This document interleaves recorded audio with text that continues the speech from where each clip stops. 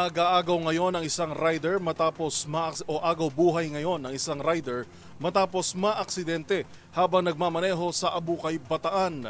Ang itinuturong dahilan ng kanyang aksidente ang biglang pagtawid ng isang aso. Yan at ang iba pang rumarapidong balita mula sa probinsya, hatid ng iba't ibang istasyon sa ilalim ng MBC Media Group.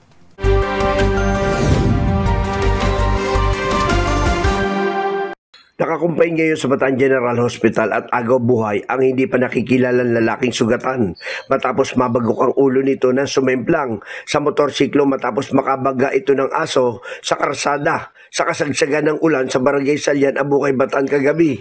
Ayon sa rescue ng MDRRMO Abukay, naganap ang aksidente alas 11:58 kagabi matapos itawag sa kanila ng MBDA na may nakandusay na isang lalaki sa karsada at nakita nilang patay ang aso na nasa gasaan ng biktimang rider na agad itong rider dinala sa Bataan General Hospital.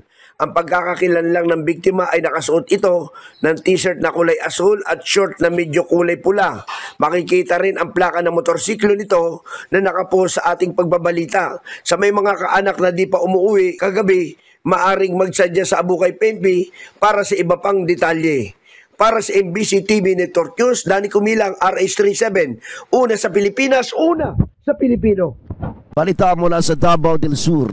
Isa na namang insidente ng karahasan na may kaugnayan sa labis na pag-inom ng alak ang naiulat sa lungsod ng Digos, Davao del Sur matapos saksakin ng isang lasing na lalaki ang kanyang kapitbahay sa Barangay San Miguel noong gabi ng Hulyo 9, 2025. Batay sa report ng Digos City Police Station, dakong alas 9:10 ng gabi, isang concerned citizen ang personal na tungo sa impilan upang i-report ang pananaksak na naganap sa Purok Jimelina, Alisuso Drive, Digos City, Davao del Sur. Kinilala ang biktima sa alias na Jaime, 60 anyos, may asawa at isang manggagawa. Ang suspect ay nakilalang si alias Putut, 40 anyos at kapwa residente sa lugar. Sa investigasyon ng kapulisan, lasing ang suspect at nagwawala sa kanilang lugar habang nagbabantang sirain ang mga kagamitan. Sa pagsisigaw ng suspect, sinubukan siyang awatin ng biktima na nauwi sa mainitang pagtatalo. Sa kasagsagan nito, sinaksak ng suspect ang biktima sa tiyan gamit ang isang 18 pulgadang kutsilyong pangkusina. Agad na dinala sa Davao del Sur Provincial Hospital ng biktima habang mabilis namang tumakas ang suspect. Sa tulong ng agarang hot pursuit operation, voluntaryong sumuko si alias Putut.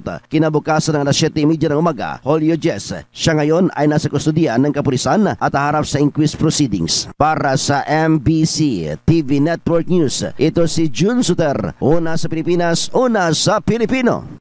Arestado ang isang 20 anyos na binata matapos itong ireklamo ng kanyang ina dahil sa pananakit at pagbabanta na papatayin to ng pagbawalan ng anak na tigilan na ang paggamit ng illegal na droga sa Malasiki, Pangasinan. Batay sa ulat ni Police Lieutenant Colonel Gary Anthony Casem, officer in charge ng Malasiki Police Station, ang suspek ay kinilalang si Ranilo Narun Jr., residente ng Barangay Don Pedro ng nasabing bayan. Nang maaresto ang suspek at i-body search na kumpiska sa kanyang pag-iingat ang dalawang HL transparent plastic sachet na naglalaman ng hinihinalang shabu na tumitimbang ng 0.7 grams at may street drug price na 4,000 pesos at isang ginupit na aluminum foil. Sa ngayon nasa kustodiya ng Malasiki Police Station ang suspek at naharap sa patong-patong na asunto.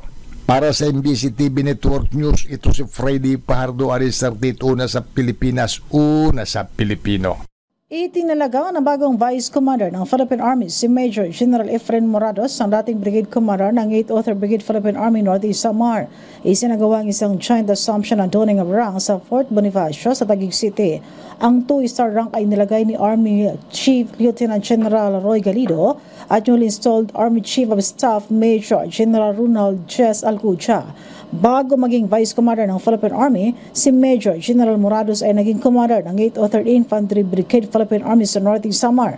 Nagpaabot naman ng pagpapasalamat ang provincial government sa lalawigan sa serbisyo ng opisyal na naging bahagi sa pagpapatupad ng mga programa ng gobyerno. Sa kanyang pamumuno sa Northeast Samar, naitala ang pagbuwag ng mga guerrilla front units, pagkakanyutralize sa ilang membro ng New People's Army, kabilang matataas na leader at pagkakasabat ng iba't ibang uri ng armas. Sa ngayon ay wala pang anunsyo na magiging kapalit ni Major General Morados. Mula sa MBC Network News, RH34 Jane Galit Pantayan ng DZRH, una sa Pilipinas, una sa Pilipino.